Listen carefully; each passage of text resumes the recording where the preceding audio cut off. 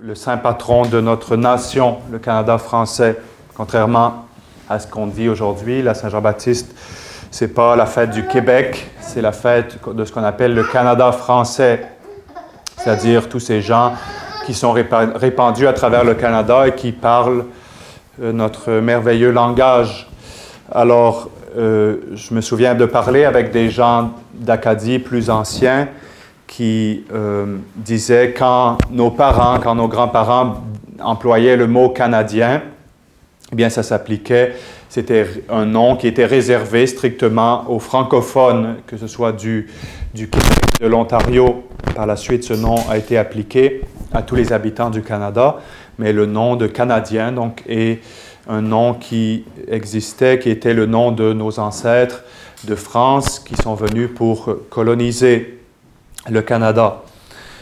Alors aujourd'hui, c'est la fête de Saint Jean-Baptiste et Saint Jean-Baptiste nous a été donné comme saint patron par le saint pape Pie X, sur proposition bien sûr des évêques du Canada. Et Saint Jean-Baptiste nous a été donné comme patron et c'est un très glorieux patron, comme dit notre Seigneur Jésus-Christ lui-même. Notre Seigneur Jésus-Christ nous a dit, parmi les enfants qui sont nés de la femme, parmi les fils de la femme, il n'y en a pas de plus grand que Saint Jean-Baptiste. Il n'y a pas de plus grand que Saint Jean-Baptiste. Parce que Saint Jean-Baptiste est un petit peu le couronnement des prophètes et des patriarches de l'Ancien Testament. Saint Jean-Baptiste est vraiment celui qui est la charnière entre l'Ancien Testament et le Nouveau Testament. Comme vous le savez, tout l'Ancien Testament était là pour être une figure, une prophétie du Nouveau Testament qui allait venir. Et tous ces grands personnages, tous ces grands patriarches, Abraham, Noé, Isaac, Melchisédek, prenez tous les grands personnages, Esther, Judith, etc., tous ces grands personnages de l'Ancien Testament étaient là pour figurer, prophétiser les grandes réalités du Nouveau Testament. Et Saint Jean-Baptiste a été le plus grand des patriarches, le plus grand des prophètes plutôt de l'Ancien Testament. C'est puisque lui-même a prophétisé des événements qui étaient vraiment sur le point de se produire et il a même pu aller jusqu'à montrer de sa propre main, de son propre doigt, le Messie lui-même en disant « Voici l'agneau de Dieu, voici celui qui enlève les péchés du monde ». Après que tous les prophètes de l'Ancien Testament l'aient désigné et désigné notre Seigneur Jésus-Christ de façon lointaine, toujours en annonçant un Messie à venir, un Messie qui allait finir par venir, qui allait finir par venir sauver les hommes. Eh bien, Saint Jean-Baptiste, lui, l'a montré en disant « Voici l'agneau de Dieu, voici celui qu'attendent toutes les générations, voici celui qui a été attendu pendant des milliers d'années. » Et ces paroles, comme vous le savez, ont été gardées pour un des moments les plus précieux, un des moments les plus importants de la Sainte Messe, quand le prêtre élève l'hostie en disant « Voici l'agneau de Dieu, voici celui qui enlève les péchés du monde ». Eh bien, ce sont les paroles de Saint Jean-Baptiste. Encore une fois, vous pouvez regarder, vous pouvez entendre dans l'Évangile combien l'Église, combien la Sainte Écriture entoure de solennité cette nativité de Saint Jean-Baptiste, qui est vraiment tout à fait spéciale, pour deux raisons. Premièrement, parce que Saint Jean-Baptiste est quelqu'un qui est né purifié. Dès le sein de sa mère, il a été purifié de tout péché, et c'est la signification, c'est la raison d'être de tout ce qu'on fait, oui, de notre résistance à tout le mal qui se produit dans le monde aujourd'hui. Pourquoi est-ce qu'on veut être fidèle à l'Église? Pourquoi est-ce qu'on veut être fidèle à l'Évangile? Pourquoi est-ce qu'on veut être fidèle aux traditions? Pourquoi on veut être fidèle au commandement de notre Seigneur Jésus-Christ? Eh bien, c'est en raison pour le salut de nos âmes. Alors, Saint Jean-Baptiste, lui, a été purifié déjà du péché originel dès le sein de sa mère. Alors, c'est pour ça qu'on entoure de tellement de gloire sa naissance. C'est pour ça que l'Église insiste tant sur ces événements qui se sont passés autour de la naissance de Jean-Baptiste. Le fait que Jean-Baptiste a été purifié dans le sein de sa mère, tout ce qui est arrivé avec Zacharie, son père, qui avait reçu ce message de l'ange, lui annonçant que son épouse, qui était pourtant très âgée, eh bien, donnerait naissance à un enfant. L'incrédulité de Zacharie qui a douté de ces paroles de l'ange. Et Zacharie qui s'est retrouvé donc sourd et muet pendant plusieurs mois, pendant toute la grossesse d'Élisabeth. Et Zacharie ensuite qui a imposé ce nom à Jean et qui immédiatement a retrouvé l'usage de ses sens. Donc tous ces événements extraordinaires. C'est pour ça que les gens dans l'Évangile, on entend ces gens qui disent cette parole qui se répandait à travers toute la Judée, que pensez-vous que sera cet enfant? En entendant toutes ces merveilleuses choses qui se produisaient autour d'Élisabeth, Zacharie et Jean-Baptiste, les gens disaient, que pensez-vous que sera cet enfant? Et l'Écriture nous répond, et tu puer propheta altissimi vocaberis, et toi, petit enfant, tu seras appelé prophète du Très-Haut. Propheta altissimi vocaberis. Voilà quelle était la vocation de ce grand Jean-Baptiste. Et ce n'est pas sans raison que Jean-Baptiste nous a été donné comme patron, puisque nous avons, nous aussi, nous le chantons quand nous chantons ce chant que nous connaissons, que nous aimons bien, qu'on appelle Notre-Dame du Canada. Donc ce chant qu'on chante à la Vierge Marie comme patronne du Canada, on dit son rôle, donc le rôle de la nation canadienne, le rôle de la nation française en Amérique, son rôle est noble et grand, c'est celui de l'apôtre. C'est-à-dire, ce rôle qui nous a été donné est un rôle non pas de repliement sur soi, non pas de complaisance dans les vertus, dans les grandes choses qu'ont fait nos ancêtres. Non, c'est un rôle d'apostolat, c'est un rôle d'expansion de l'Évangile, d'aider l'Évangile à s'étendre à travers toute la terre.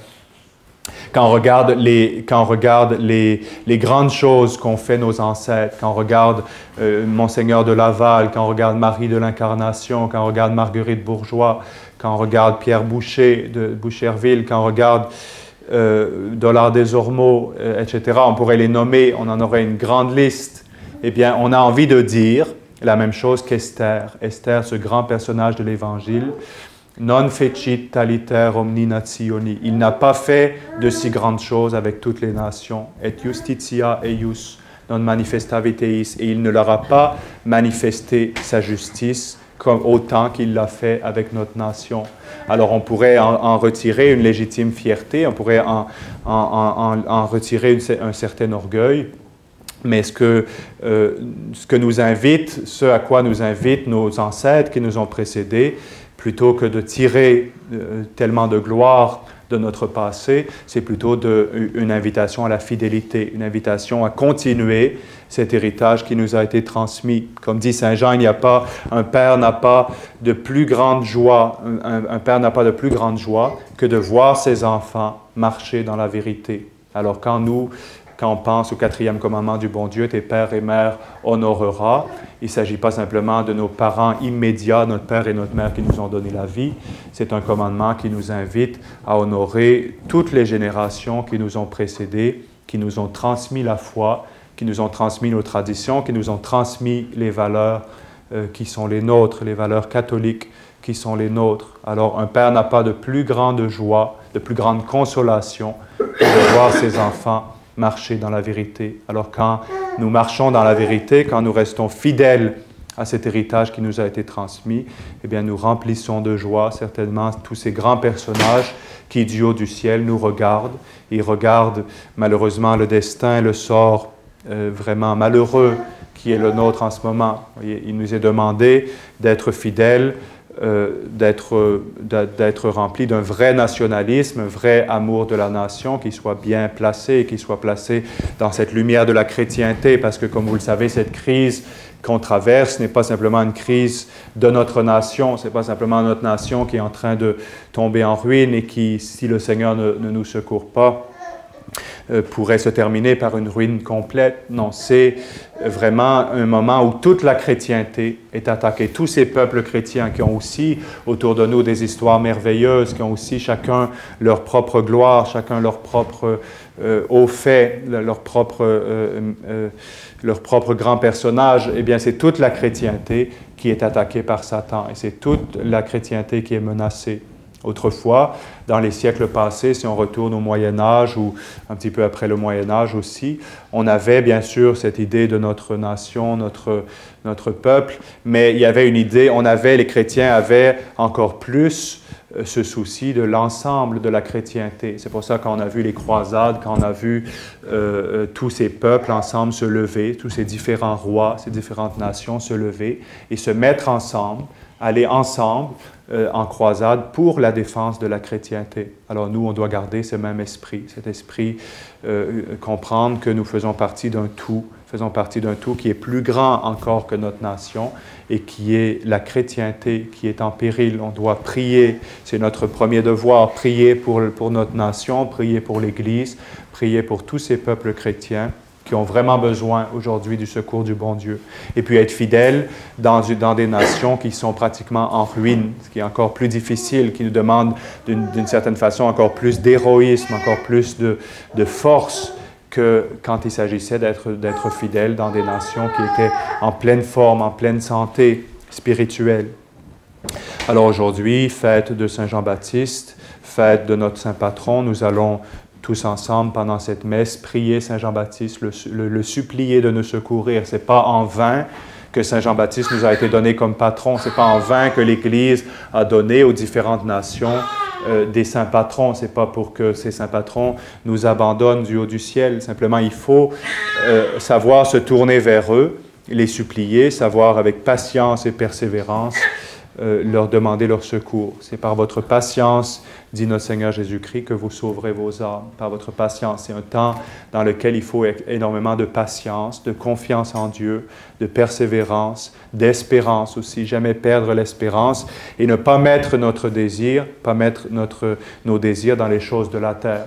Quand on voit dans l'Évangile, juste avant l'ascension de notre Seigneur Jésus-Christ, ces paroles des apôtres qui s'adressent à notre Seigneur Jésus-Christ, « Seigneur, est-ce maintenant que vous allez restaurer le royaume d'Israël? » Ils attendaient une restauration de leur nation, une restauration de leur peuple qui était envahi par les Romains, envahi par les païens et qui se sentaient vraiment sous le joug de ces nations païennes. « Seigneur, est-ce maintenant que vous allez restaurer le royaume d'Israël? » Et Jésus répond, « Ce n'est pas à vous de connaître les temps ni les moments que le Père a fixés de sa propre autorité, mais vous serez mes témoins en Judée, en Samarie et jusqu'aux extrémités de la terre. » Alors, demandons, remercions le Seigneur d'avoir reçu cette mission, aussi d'être les témoins de notre Seigneur Jésus-Christ jusqu'aux extrémités de la terre et demandons-lui d'être fidèle à cette grande mission qui nous a été donnée. Son rôle est noble et grand, c'est celui de l'apôtre, a fait qu'il s'en souvienne et n'en veuille point d'autre. Sa gloire en est le prix, ici-bas comme aux cieux. Au nom du Père, du Fils et du Saint-Esprit, ainsi soit-il.